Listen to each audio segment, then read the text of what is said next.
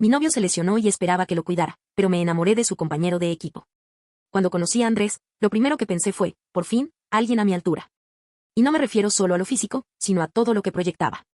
No soy una persona interesada, simplemente tengo claro lo que valgo y lo que busco. Había pasado demasiado tiempo rodeada de hombres mediocres, esos que te invitan a cenar y luego se indignan si no divides la cuenta, o que creen que regalar una flor al mes compensa su falta de ambición. No, yo no nací para llevar una vida promedio, y eso lo confirmé la noche en que lo conocí. Fue en una fiesta organizada por una amiga que salía con un jugador del mismo club en el que Andrés destacaba. Desde que entró, supe que era el centro de atención. Alto, con esa mezcla de carisma y sencillez que solo tienen los hombres seguros de sí mismos, y con esa forma de mirar que hace que todo el lugar parezca girar a su alrededor. Pero lo que realmente me llamó la atención no fue su físico, sino la forma en que todos hablaban de él. Andrés va a subir a primera división el próximo año, decían. Tiene talento de sobra. Es cuestión de tiempo. Y mientras los escuchaba, sonreía para mis adentros. No me enamoré en ese instante, pero sí tomé nota. A veces no se trata de lo que sientes, sino de lo que intuyes. Y yo intuía que él tenía un futuro brillante. Por supuesto, fue él quien se acercó. Siempre lo hacen.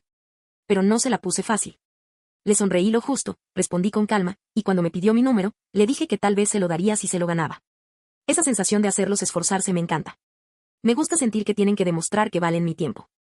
Andrés no fue la excepción. Se notaba que no estaba acostumbrado a que una mujer lo hiciera esperar, y eso lo atrajo aún más. A los pocos días comenzó a escribirme. Primero mensajes casuales, luego invitaciones a tomar un café, a cenar. Desde el primer encuentro supe que tenía clase. Pidió los platos más caros, no miró los precios, y me trató como si fuera la persona más importante del lugar.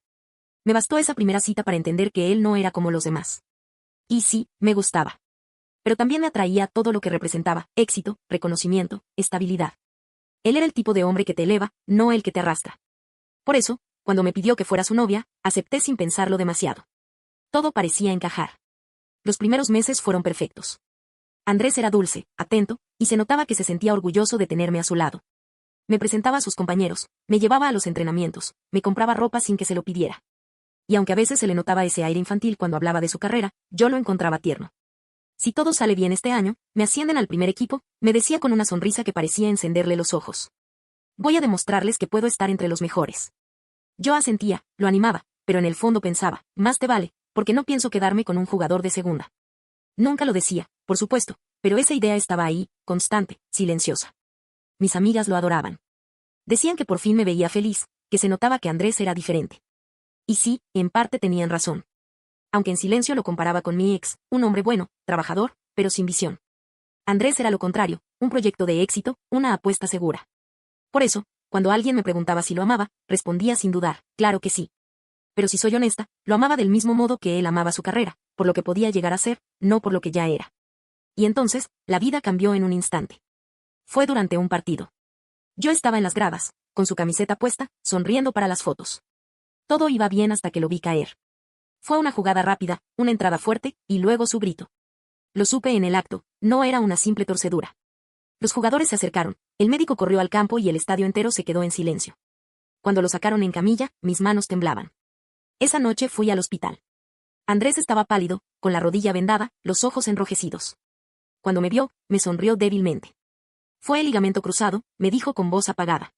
Dicen que la recuperación tomará casi un año. Un año. La palabra me retumbó en la cabeza como un golpe. Sonreí para no derrumbarme, pero por dentro sentí que todo lo que habíamos construido se tambaleaba. Un año sin jugar, sin ingresos, sin cámaras, sin los aplausos. Un año detenido. Intenté decirle algo reconfortante, pero no supe qué. Solo logré murmurar, lo importante es que te vas a recuperar. Él me miró con ternura, como si esas palabras bastaran. Pero no bastaban. No para mí. En los días siguientes, su casa se transformó en un pequeño hospital. Muletas, medicamentos, sesiones de fisioterapia. Yo lo ayudaba, claro, pero cada día sentía más el peso de esa rutina. Andrés ya no salía, ya no hablaba de su futuro, solo de su dolor y su frustración. Por fuera yo sonreía, pero por dentro algo empezaba a resquebrajarse. Me preguntaba si alguna vez volvería a jugar, si su carrera ya había terminado. Y aunque me odiaba por pensarlo, la verdad era que no podía evitarlo. Cada vez que lo miraba con la pierna inmóvil y los ojos llenos de tristeza, sentía lástima. Y eso era lo que más me dolía, ya no lo admiraba, lo compadecía. Él no lo notaba, o fingía no hacerlo. Seguía enviándome mensajes dulces, hablándome de su recuperación, prometiendo que volvería más fuerte. Yo respondía con frases vacías, claro, mi amor. Lo lograrás. Pero ya no creía en ellas. Hasta que una noche, mientras cenábamos, me dijo con esa voz que solía derretirme: cuando vuelva a jugar, quiero verte otra vez en las gradas, con mi camiseta, como siempre. Prométeme que no vas a dejarme solo en esto. Lo miré, sonreí, y mentí sin parpadear. Nunca, amor. Siempre voy a estar contigo. Pero dentro de mí, algo ya se estaba apagando. Un año es mucho tiempo. Y aunque me costara admitirlo, la idea de quedarme al lado de alguien que ya no brillaba me aterraba. Andrés me había enamorado por lo que era, pero yo me había quedado por lo que podría llegar a ser. Ahora, todo eso parecía desvanecerse. Con el paso de las semanas, empecé a notar cómo todo cambiaba a mi alrededor. Ya nadie hablaba de Andrés como antes. En el club, las conversaciones sobre él se apagaron poco a poco, reemplazadas por los nombres de nuevos jugadores, más jóvenes, más prometedores. Los medios ya no lo mencionaban, las entrevistas cesaron, y su rostro desapareció de los titulares deportivos. Él trataba de mantenerse optimista. Me hablaba de terapias, de ejercicios, de lo mucho que extrañaba el campo.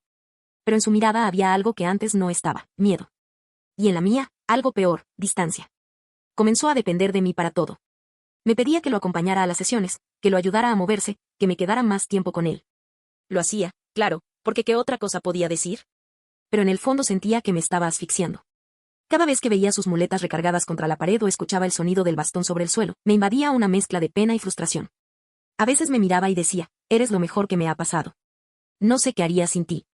Yo sonreía, pero por dentro me dolía escucharlo.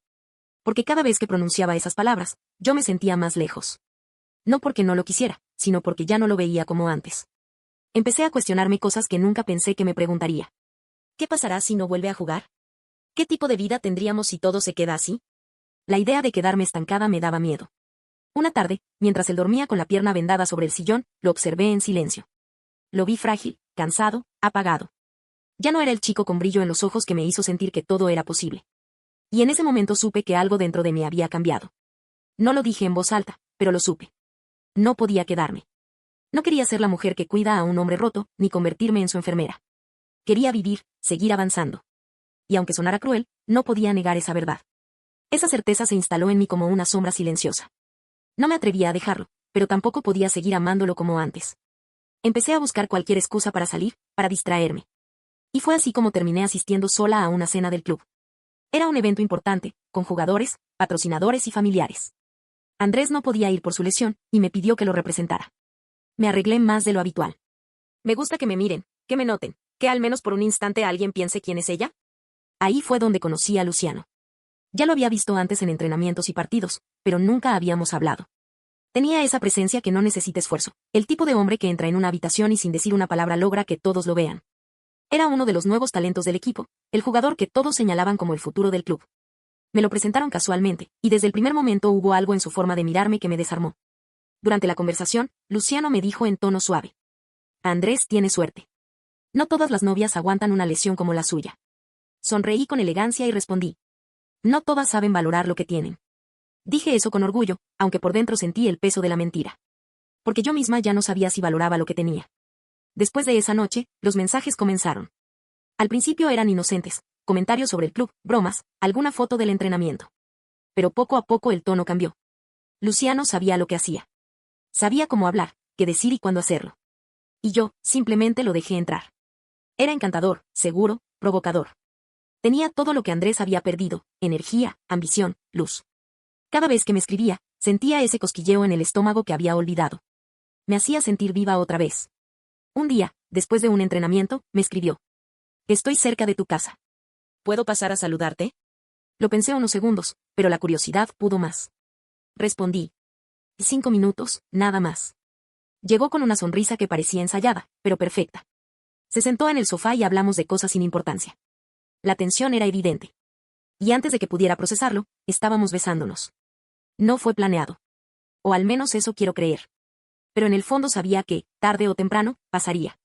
Había algo inevitable entre los dos, una atracción que me hacía olvidar todo lo demás.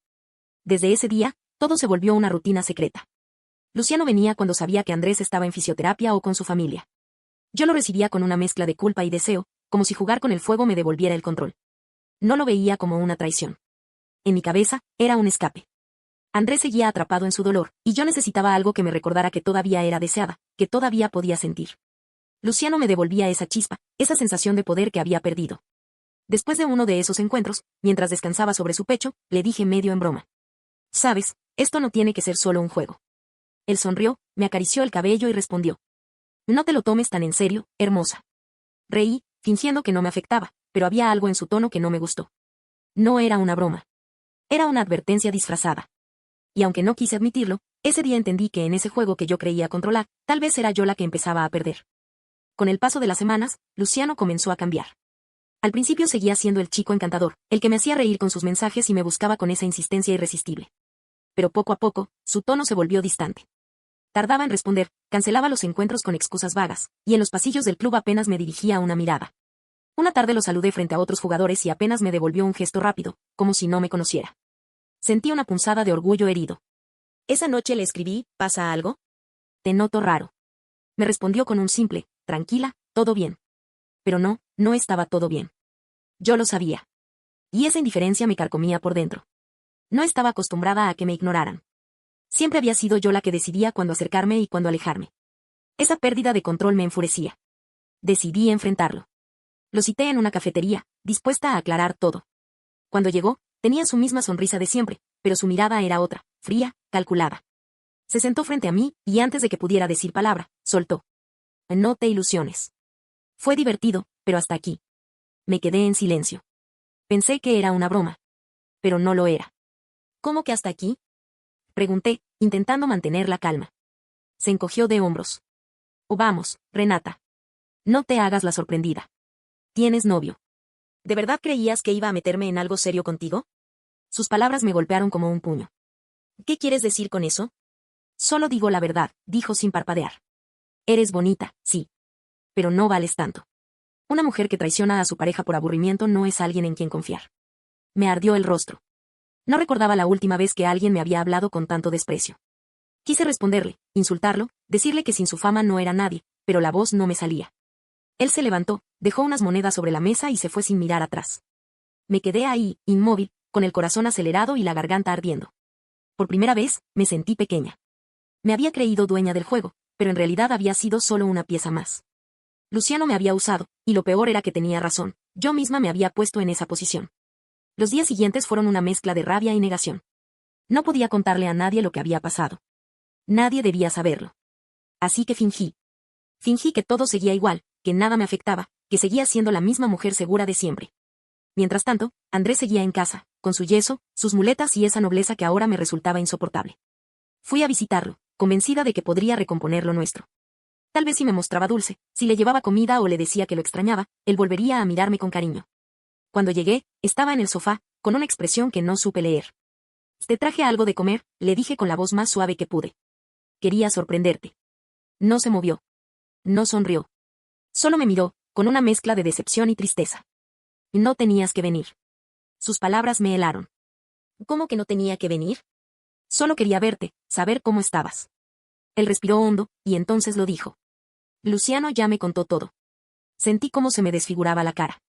Quise fingir que no entendía. ¿Todo qué? Pregunté. Que estuviste con él. Que lo buscaste. Que te burlaste de mí mientras yo estaba aquí recuperándome. Intenté acercarme, pero se apartó. Ese gesto me dolió más que cualquier palabra. Y no es lo que crees, Andrés. Él me confundió, me buscó, me presionó. Tú sabes cómo son esos tipos. Me interrumpió con un tono seco. No me dijo eso. Dijo que tú lo provocaste.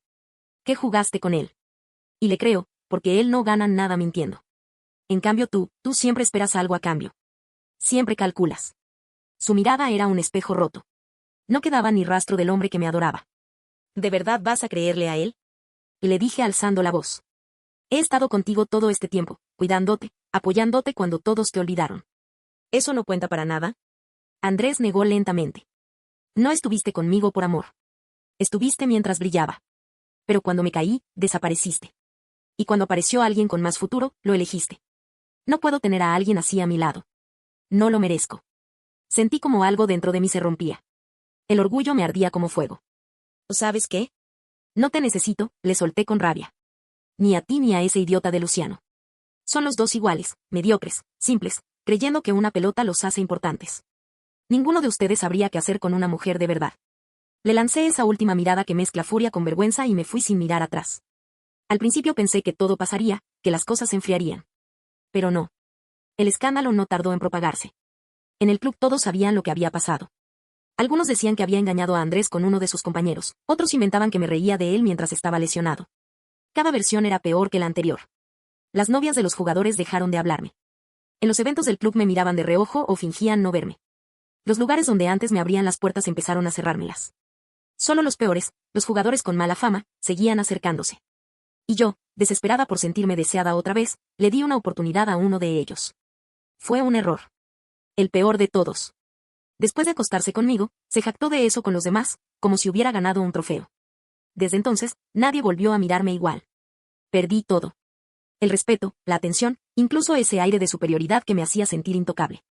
Y aunque intento repetirme que sé lo que valgo, que no me conformaré con menos, la verdad es que no hay nada más difícil que mirarte al espejo y reconocer que tú misma destruiste lo que creías merecer. Porque sí, he perdido. Y lo sé. Pero todavía me aferro a la idea de que algún día podré empezar de nuevo. En otro lugar, con otras personas, donde nadie me conozca, donde no me juzguen. Pero mientras tanto, solo me queda este silencio. Y la certeza amarga de que, por primera vez, fui yo la que quedó fuera del juego. No olvides dejar tu opinión en los comentarios, dejar tu like y compartir este video.